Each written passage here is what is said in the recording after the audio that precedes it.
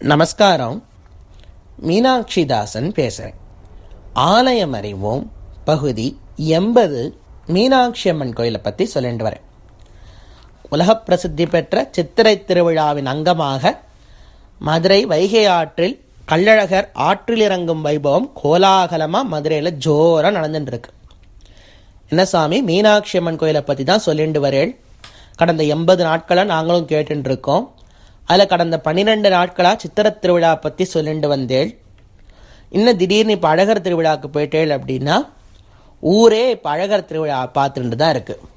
எல்லா சேனல்லையும் அழகர் அப்படியே லைவ் போட்டு ஜூம் பண்ணி காமிச்சு பச்சை பட்டுடுத்த அழகர் மதுரை வைகை ஆற்றில் இறங்கினார் அப்படின்னு தலைப்பு செய்திகள்லாம் போட்டு அதையே திரும்ப திரும்ப திரும்ப போட்டு காமிச்சு ஊரையே பார்க்க வச்சுட்டு இருக்கா.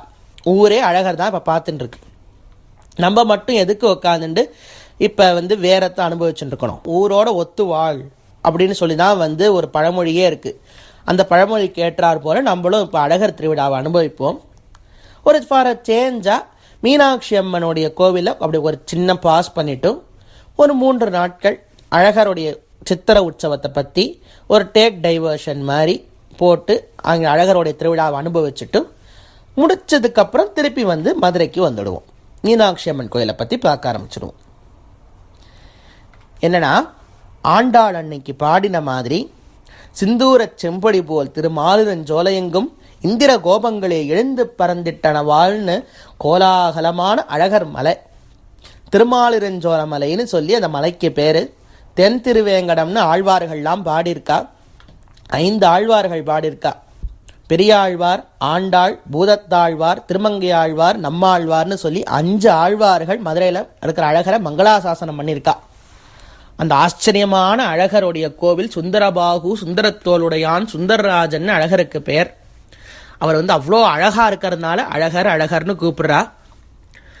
அந்த அழகர் சித்திரை உற்சவம், அவருக்கு ஒரு சித்திரை உற்சவம் நடந்துட்டு வருது. அது மீனாட்சி அம்மன் கோவிலோடைய சித்திரை உற்சவம் முடியறதுக்கு முன்னாடியே பேரலாக அழகர் மலையில் நடக்க ஆரம்பிச்சுடுத்து. அதன் ஒரு பகுதியாக மதுரையை நோக்கி அழகர் கள்ளர் திருக்கோலத்தில் பல்லக்கில் புறப்பட்டு கையில் வேல்கம்போட இடுப்பில் கத்தியோட கோலாகலமாக எதிர் சேர்வை கண்டருளினார். அது என்ன சுவாமி எதிர் சேர்வை அப்படின்னா, நேற்றைக்கு நடந்தது. அதை பற்றி நேற்றுக்கே சொல்லியிருக்கேன். மதுரை மக்கள் அழகரை எதிர்கொண்டு அழைத்து மதுரைக்குள்ளே கூட்டிக்கிறதுனால அதற்கு எதிர் சேர்வைன்னு பேர். அந்த எதிர் சேர்வை உற்சவம் நேற்றுக்கு நடந்தது. வழிநெடுகிலும் திருக்கண் மண்டகப்படிகள்னு சொல்லப்படக்கூடிய மண்டகப்படிகள் 400க்கும் மேற்பட்ட மண்டகப்படிகள் இந்த தரம் அது அவர் கணக்கெடுத்திருக்கா. அத்தனை மண்டகப்படிகளுக்குள்ள அழகர் போயிட்டு போயிட்டு போயிட்டு நுழைஞ்சு அத்தனை பேருக்கும் அருள் புரிஞ்சார். அது முடிஞ்சு தல்லாகுளம் பெருமாள் கோவில்னு சொல்லப்படக்கூடிய பிரசன்ன வெங்கடேஸ்வர சுவாமி திருக்கோவில் அழகர் எழுந்தருளினார் நேற்று இரவு. அந்த இடத்துல நேற்று இரவு ஒரு 12 மணி 12:30 மணி வாக்கில் ஆச்சரியமான திருமஞ்சன வைபவம் நடந்தது. விதவிதமான பால், தயிர், தேன், பஞ்சாமிர்தம், இளநீர், சந்தனம்னு கோலாகலமான திருமஞ்சன வைபவம், அபிஷேகம். அது முடிச்சுட்டு உலக பிரசித்தி பெற்ற குதிரை வாகனத்தில் அழகர் எழுந்தருளினார். பளபளன்னு சொல்லி ஆச்சரியமான தங்க குதிரை. அழகர் பெரிய கையில் கம்போட அந்த குதிரையை ஓட்டும் வகையில் அதோட கடிவாளத்தை ஒரு கையால் பிடிச்சிண்டு 2 காலையும் தொங்க போட்டுண்டு திருமார்புல சந்தனம் சாத்திண்டு பெரிய கிரீடம் வச்சுண்டு கோலாகலமாக அழகர் எழுந்தருளினார். அந்த கண்களை பார்க்கறதுக்கே கண்கோடி வேணும். அவரோட முக அழகே இப்படி தனியே தேஜோமயமாக இருக்கும். அதுக்கு எப்படி ஆழ்வார்கள்லாம் பாடினாலோ குழலழகர், வாயழகர், கண்ணழகர், கொப்பூழில் எழுகமல பூவழகர், வளரொளி மாயோன், திருமாலிருஞ்சோலமலை அழகர்னு சொல்லி ஆச்சரியமாக பாடின மாப்பிள்ள அந்த கள்ளழகருடைய திருமேனியை சேவிக்க ஆனந்தம். அந்த கள்ளழகர் தன் தோள்களில் ஸ்ரீவில்லிபுத்தூர் ஆண்டாள் சூடிக்கலைந்த மாலையை சூட்டிக்கிறார். ஸ்ரீவில்லிபுத்தூரில் ஆண்டாள் நாச்சியார் திருக்கோவில் இருக்கு. அந்த ஆண்டாளுக்கு ஒரு பெரிய மாலையை சூடி அதை எடுத்து களைந்து திருப்பி அந்த மாலையை மதுரைக்கு கொண்டு அழகரோட தோளில் சாத்துறா. இந்த வருஷத்துல இந்த ஒரு நாள் மட்டும்தான் அந்த ஆண்டாளுடைய தோள் மாலையை சாத்திக்கிறார். அந்த மாலையுடன் தான் இன்று அந்த தல்லாகுளம் பெருமாள் கோவிலிருந்து குதிரை வாகனத்தில் புறப்பட்டு அழகர் ஆற்றுல இறங்குவார். ஆண்டாளுக்கும் அழகருக்கும் என்ன சம்பந்தங்கிறது உனக்கு கொஞ்ச நேரத்தில் தெரிஞ்சிடும். அப்படி ஆச்சரியமாக மதுரையில் வந்து வைகை ஆற்றுல ஏறி ஆற்றுக்கு நடுவில் இருக்க சந்திப்பு மண்டபப்படிக்கு போவார். அது என்ன சுவாமி சந்திப்பு மண்டபப்படி, இன்னும் பேரே வித்தியாசமாக இருக்குது. யாரை சந்திக்கிறார் அப்படின்னா, வீரராகவ பெருமாள்னு ஒரு பெருமாள் வந்து மதுரைக்குள்ளே இருக்கார். இது வந்து தெற்கு கரையில். நான் இப்போ அழகரோட உற்சவம் எல்லாமே வடகரையில் நடந்துட்டு இருக்கு, வைகையுடைய வடக்கு கரையில். ஆனால் வீரராகவ பெருமாள் கோவில் வந்து தெற்கு கரையில் இருக்குது. மீனாட்சி அம்மன் கோவிலுக்கு பக்கத்தில் தான் இருக்குது, தெற்கு மாசி வீதியில் இருக்குது. அந்த சுவாமி ஒரு குதிரை வாகனத்தில் வருவார். அந்த பெருமாள், அந்த பெருமாளைத்தான் இந்த கள்ளழகர் சந்திப்பார். எதுக்கு இப்போ 2 பெருமாள் சந்திச்சுக்கிறா? என்ன சம்மந்தமே இல்லாம இருக்கு? 2 பெருமாள் தானே, எதுக்கு ஒருத்தர் சந்திச்சுக்கணும்? எங்களுக்கு தெரியும் சுவாமி, மீனாட்சி கல்யாணத்து வந்து முடிஞ்சு போயிடுத்துன்னு வீரராக பெருமாள் தான் வந்து சொல்லுவார். அதனால அழகரை கோவப்பட்டு திரும்ப அப்படியே மதுரைக்கு வராமல் போயிடுவார். இதான கதை அப்படின்னா இது வந்து கட்டுக்கதை. ஆச்சரியமா யாரோ உட்காந்து மூளையை கசக்கி அழகா எழுதியிருக்கா அந்த கதையை. இப்படி ஒரு கதையெல்லாம் வந்து கிடையவே கிடையாது. அப்புறம் எதுக்கு வீரராக பெருமாள் வர நீங்க சொல்லுங்க பார்ப்போம் அப்படின்னா, அந்த கதை வந்து அப்படியே வீரம் விளைந்த கதை. அந்த கதையை இன்னைக்கு கேளுங்க, இவ்வளோ ஆச்சரியமான கதைன்னு. முன்னாடி காலத்துலனா அழகர் வந்து தேனூர் என்ற ஒரு மண்டபப்படியில் தான் ஏழின்னு இருந்தார். அது வந்து தேனூருங்கிற இடம் வந்து மதுரை பக்கத்தில் இருந்தது. இப்போ வண்டியூர் பக்கத்தில் தேனூர் மண்டபப்படின்னு ஒரு மண்டபப்படி இருக்குது. அதுக்கு நாளைக்கு போவார். அது வந்து இன்னும் டீட்டெயிலாக நாளைக்கு சொல்கிறேன். அந்த இடத்துல தான் வைகை ஏழின்னு இருந்தார். இப்போ மதுரைக்கு வந்ததே அது வேற விஷயம். அழகர் வந்து அங்கேருந்து அழகரை வந்து மதுரைக்கு வந்தது அது ஒரு வேற விஷயம், அது வேற ஒரு கதை. அது வந்து அப்பயா சந்தர்ப்பம் வாய்க்கும்போது சொல்கிறேன். ஆனால் ஒரு தடவை என்ன ஆச்சு அப்படின்னா, அழகர் இந்த மாதிரி விதவிதமான திருக்கண் மண்டபப்படிகளில் ஏறி வைகை ஆற்றுக்கிட்ட வரும்பொழுது அவர் ஒரு மண்டபப்படிக்கு எழுந்த போது மேலே கூரை இருக்கும். அதாவது இப்போ அழகர் வரார் அப்படின்னா கூரை போட்டிருப்பா. அதனால அழகர் உள்ளே போயிட்டு வரேன் நிழல் இருக்கணும் அப்படிங்கிறதுக்காக கூரை போட்டிருப்பா. அந்த பனை ஓலையினால காஞ்சு போன ஓலை. அதில் ஒரு தடவை தீ பிடிச்சுடுத்து. பெரிய தீ விபத்து வந்து ஏற்பட்டது. எல்லாரும் மக்களும் உயிரை காப்பாற்றுறதுக்காக அங்கேயும் இங்கேயும் ஓடுறா. ஸ்ரீபாரந்தாங்கிகள்லேருந்து ஆரம்பிச்சு அத்தனை பேரும் ஓடி போறா. அப்போ என்னன்னா, இந்த வீரராகவ பெருமாள் கோவில்னு ஒரு பெருமாள் கோவில், அதோடைய பட்டாச்சாரியாரும் இந்த அழகரை சேவிக்கிறதுக்காக வந்திருந்தார். இந்த ஆத்திரலங்க வைபவம் அந்த காலத்தில் ரொம்ப பிரசித்தம். அவரை சேவிக்கிறதுக்காக வந்து அவரை பார்த்தும் பொழுது, ஐயோ இப்படி தீப்பத்தி எரியறதே, நம்ம அழகருக்கு ஏதாவது ஆயிடுமோன்னு சொல்லி அவர் தன்னுயிரையும் பொருட்படுத்தாமல் அழகரை போய் அணைத்து கொண்டு அவர் அந்த குதிரை வாகனத்திலிருந்து எடுத்து அப்படி கொண்டு வந்து அணைச்சிண்டு ஓடி போனாராம், அழகருக்கு எதுவும் ஆயிடக்கூடாதுன்னு. அதனால அவருக்கும் சில விழுப்புண்கள் ஏற்பட்டது. ஏன்னா தீ வந்து அப்படி கபகபன்னு பத்தி எரியது. அந்த பக்கம் வந்து தீ பரவி பரவி எல்லா இடமும் எரியறது. அதுக்கு நடுவில் தீக்குள்ள கொஞ்சம் கூட உயிரையே வந்து லட்சியம் பண்ணாமல் அழகரை காப்பாற்ற வேணும், அந்த திருமேனியை காப்பாற்றணுங்கிறதுக்காக அந்த இடத்துக்குள்ள தாவி தீக்குள்ள குதிச்சு அழகர் அப்படி கட்டி அணைச்சி அப்படி தூக்கின்னு வந்தாராம் வெளியில.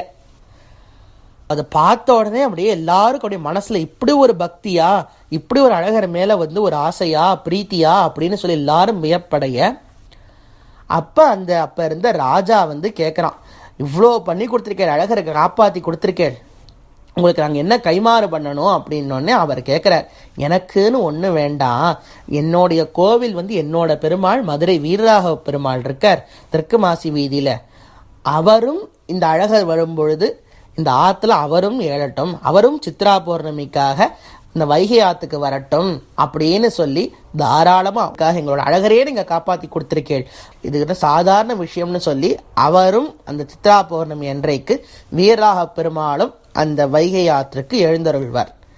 அதனால் அது அப்படியே சந்திக்கிற மாதிரி ஆயிடுத்து. வடகரையில் அழகர் வர, தெற்கு கரையில் வீரராக பெருமாள் வர, 2 பேரும் சந்திக்கிற மாதிரி ஆயிடுத்து. அவன் வந்துட்டு போகிறதுக்கு ஒரு மண்டபப்படி தான் சந்திப்பு மண்டபப்படி.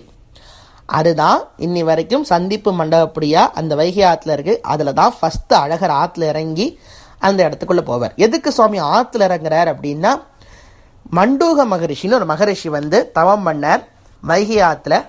அவருக்கு சாப விமோசனம் தரத்துக்காகத்தான் வைகை நதியில் அழகர் வரார். அந்த சாப விமோசன கதை என்னங்கிறத நாளைக்கு கிளீனாக சொல்கிறேன் கருட வாகனத்தில் பார்க்கும்போது. இப்போ அதனால தான் வைகை ஆற்றுல இறங்குறாரே தவிர மற்றபடி வந்து இந்த கல்யாணத்துக்கு கோச்சுன்னு போகிற கதையெல்லாம் கிடையாது. சரி, அந்த ஆற்றுல இறங்கி முடிச்சதுக்கப்புறம் அறநிலையத்துறை மண்டபப்படி இருக்கும். அறநிலையத்துறையே வந்து அழகருக்கு வந்து ஆச்சரியமாக மண்டபப்படி வைக்கிற வருஷா வருஷம். அந்த அளவுக்கு அழகருக்கு வந்து ஒரு கருணா கிருப்பை.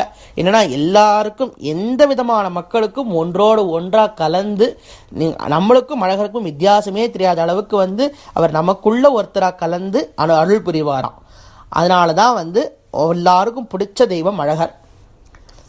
அந்த அறநிலையத்துறை மண்டபப்படி எழுந்தருளி அப்புறம் திருப்பி இந்த வைகையுடைய வடகரைக்கே சென்று ஆற்றோரமாக இருக்கும் ரோட்டில் ஒவ்வொரு மண்டபப்படிக்கா எழுந்தருளி கடைசியில் ராமராயர் மண்டபப்படின்னு ஒரு மண்டபப்படிக்கு எழுந்தருள்வார். ராமராயர்னு அந்த காலத்தில் ஒரு பெரிய மந்திரி இருந்தார். அவர் ஒரு திருக்கண் மண்டபப்படி வச்சிருக்கார். அந்த மண்டபப்படிக்கு எழுந்தருளும் பொழுதுதான் ஆச்சரியமான பீச்சாங்குழல் உற்சவம்னு சொல்லப்படக்கூடிய தீர்த்தவாரின்னு தண்ணியை அழகர் மேலே பீச்சடிப்பா மக்கள். என்ன சாமி வித்தியாசமாக இருக்குது அப்படின்னா, இது அழகர் கோவிலில் மட்டும் இருக்கிற ஒரு தனி உற்சவம். அது எப்படி மன்னார்குடி ராஜகோபாலனுக்கு வெண்ணத்தாய் உற்சவம் பொழுது மக்கள் அனைவரும் வெண்ணெயை தூக்கி தூக்கி ராஜகோபாலன் மேலே போடுற மாதிரி அழகருக்கு வந்து அந்த ராமராயர் மண்டபப்படி கிட்ட வரும்பொழுது பீச்சாங்குழல் உற்சவம்னு சொல்லி அத்தனை பேரும் தண்ணியை வந்து அழகர் மேலே பீச்சி பீச்சி அடிப்பா. இது ஒரு வேண்டுதல். என்ன சுவாமி யூஸ்வலாக இந்த பெருமாள் கோவில் பக்கம்லாம் வேண்டுதல்னு அவ்வளோ ஒன்றும் இருக்காது. இது என்ன அழகருக்கு வேண்டுதல்னா, இந்த வேண்டுதல் வந்து நம்ப ஆரம்பிச்சது இல்லை. இதே மாதிரி ஒரு வேண்டுதலை ஆண்டாளே வச்சிருக்கா. அவள் வேற மாதிரி வேண்டுதல் வச்சா, இப்போ மக்கள் வேற மாதிரி வேண்டுதல் வைக்கிறா. என்னன்னா, ஆண்டாள் அவளுடைய நாச்சியார் திருமொழியில் 143 பாசுரம் எழுதியிருக்கா.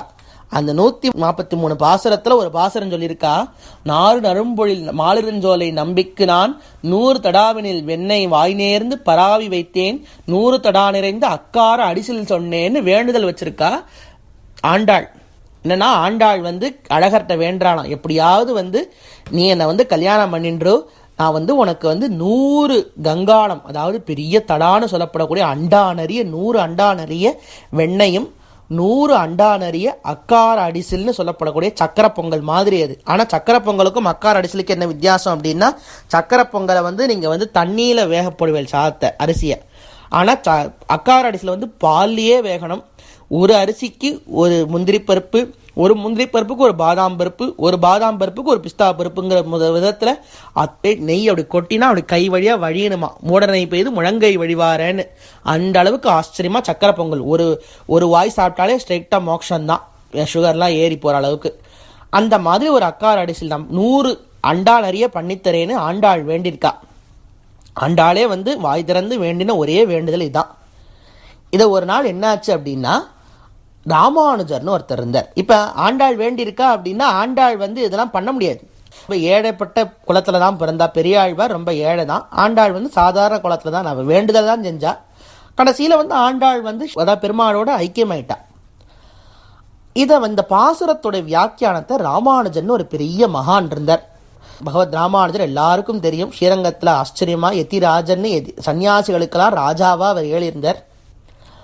அந்த ராமானுஜர் இந்த பாட்டுடைய வியாக்கியானம் பண்ணிட்டு இருந்தார். அதாவது இந்த பாட்டை வந்து எல்லாருக்கும் சொல்லி தந்துட்டு இருந்தார்.